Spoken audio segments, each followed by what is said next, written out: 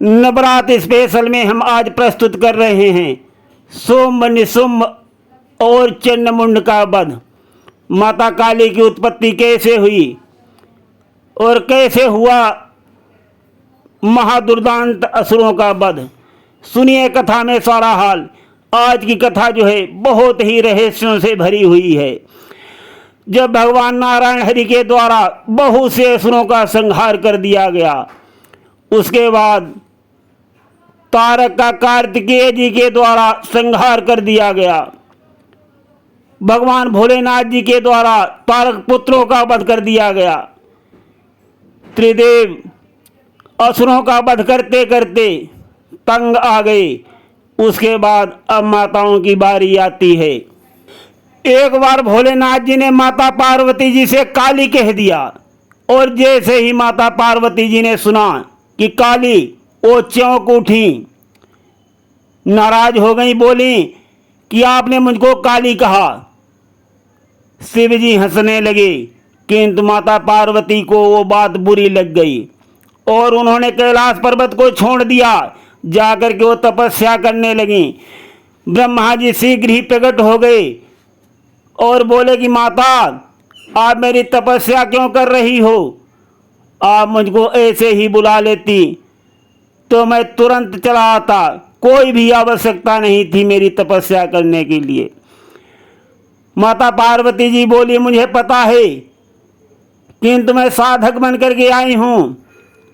मैं अपना पुरस्कार आपसे बलपूर्वक खींचने के बजाय उसे सम्मान पूर्वक अर्जित करना चाहती हूँ, और आप मेरा उपहास न करें। ब्रह्मा जी बोले, उपहास और आपका? कौन कर रहा है माता आपका उपहास? माता पार्वती जी बोली, महादेव जी कर रहे हैं। जैसे ही ब्रह्मा जी ने महादेव जी का नाम सुना, हंसने लगे। बोले कि आप स्वयं प्रकृति हैं, हर दृष्टि से पूजनीय हैं, और सभी रंग तो आपके अंदर ही विद्यमान हैं, और मुझे यह नहीं लगता कि महादेव जी आपका उपहास कर रहे होंगे। ब्रह्मा जी ने पार्वती जी के ऊपर जल छिड़का, और देखते ही देखते उनके शरीर की कोशिकाएं गिरने लगीं, मानो वो पिघल रहा था। त्वचा उतर रही थी, गहरा रंग साफ होता जा रहा था, कोशिकाओं का ढेर लग गया। उन्होंने अपना श्वेत रंग छोड़ दिया। तब पार्वती माता गौरी बन चुकी थी। उन्होंने अपने अंगों को देखा तो वो चकित रह गईं। साथियों, अभी चमत्कार समाप्त नहीं हुआ था। काले रंग की कोशिकाएं अब भी धड़क रही थी। उन्होंने अलग से एक नया रूप धारण करना प्रारंभ कर दिया था, और देखते देखते उनके सामने एक देवी तैयार हो गईं। उनकी काली त्वचा, काले केस, लाल आंखें, और माता पार्वती जो हैं वो भोलेनाथ जी के पास आ गईं। उनको पता था कि भोलेनाथ जी अवश्य पूछेंगे, अरे तुम तो सांवली थी, गोरी कैसे हो गई? उनको मालूम था। माता पार्वती जी जैसे ही भोलेनाथ जी के पास आई, भोलेनाथ जी ने पूछ ही लिया, कौशिकी कहाँ है? कहाँ है कौशिकी? ये सुनकर माता पार्वती जी चौंक गईं और चकित रह गईं। बोली कि आप कौशिकी के बारे में कैसे जानते हो? कैसे जानते हो? उनको तो ब्रह्मा जी ने अभी कोई नाम ही नहीं दिया है।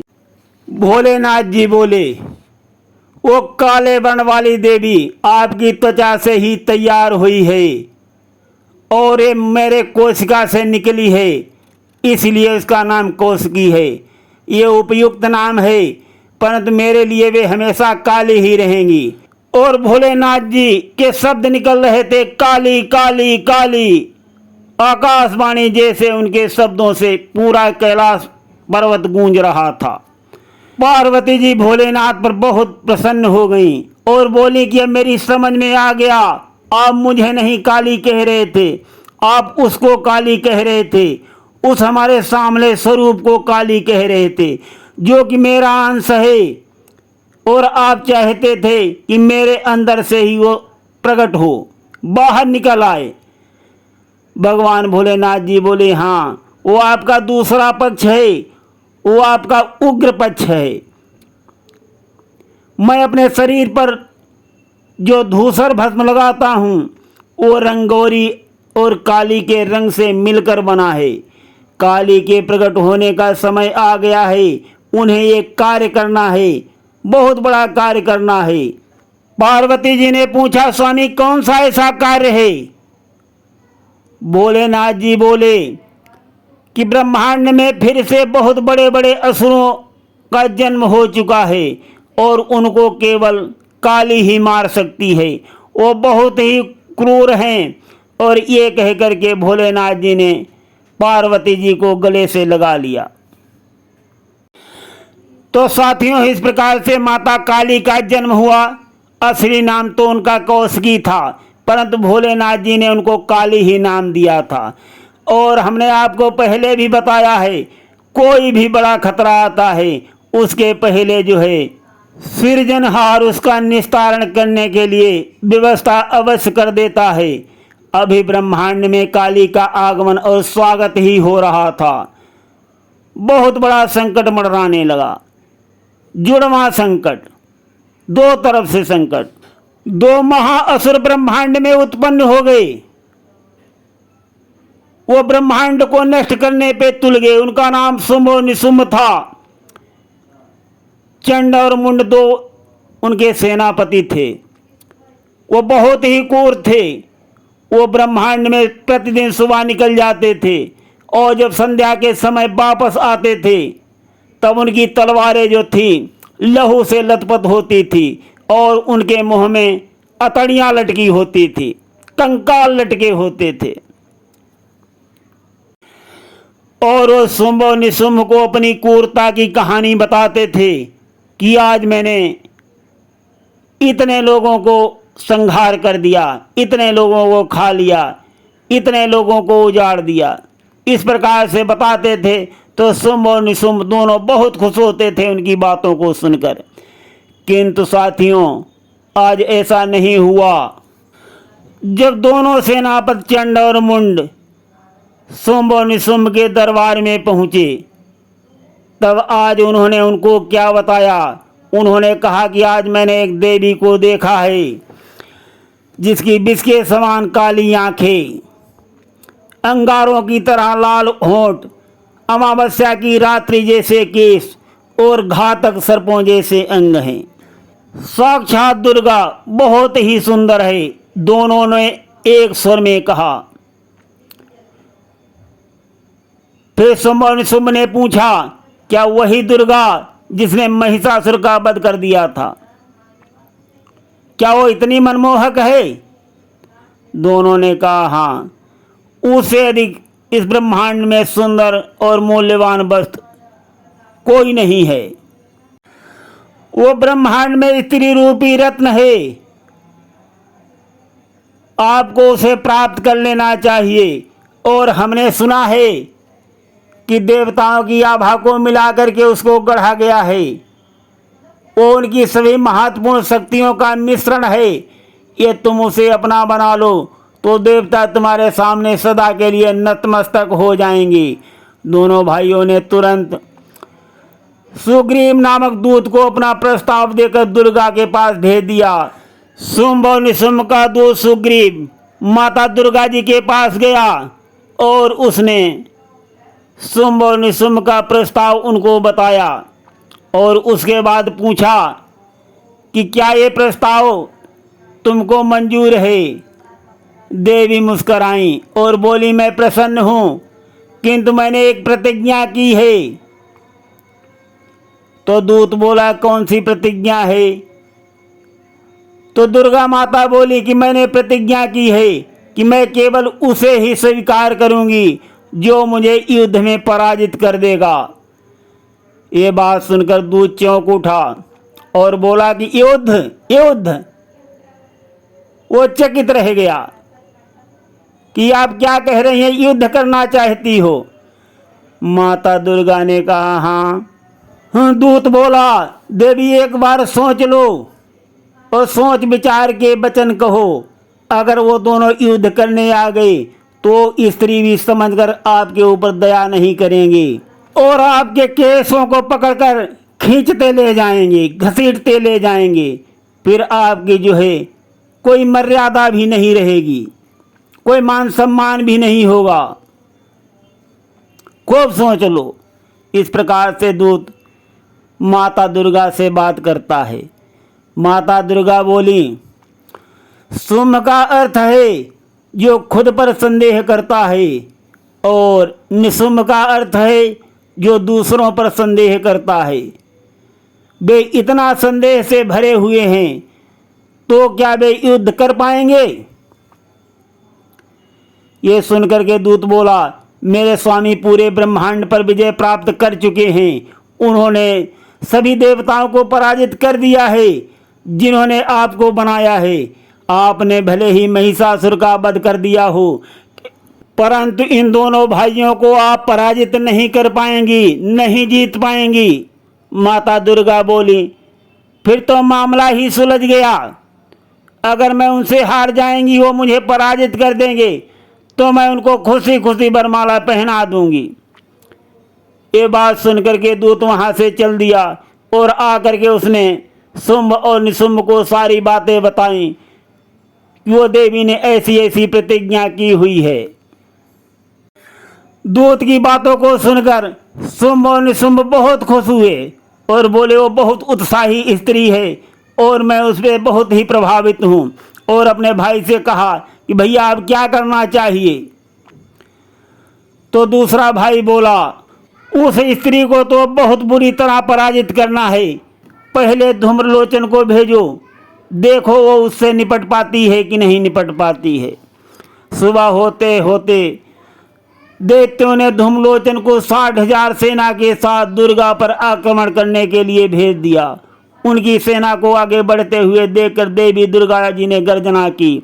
उनकी चीख से ऐसी अग्नि उठी जिसने धूम्रलोचन को तुरंत भस्म कर दिया। और देवी के शेर ने छलांग लगा करके सभी राक्षसों का वध कर दिया। ये देख करके शुंभ निशुंभ कहने लगे, ये तो बहुत विचित्र बात है। और उनको बहुत गुस्सा आ गया, बहुत गुस्से में आ गए और बोले कि लगता है इस स्त्री के भीतर कुछ ज़्यादा ही शक्ति मालूम पड़ती है, ज़्यादा ही ऊर्जा है। मैंने जितना सोचा था ये उससे अधिक खूंखार है। शुंभ बोला, तो अब क्या किया जाए? चंड और मुंड दोनों को भेजो, वो उसे घसीट कर यहाँ लेकर के आएंगे।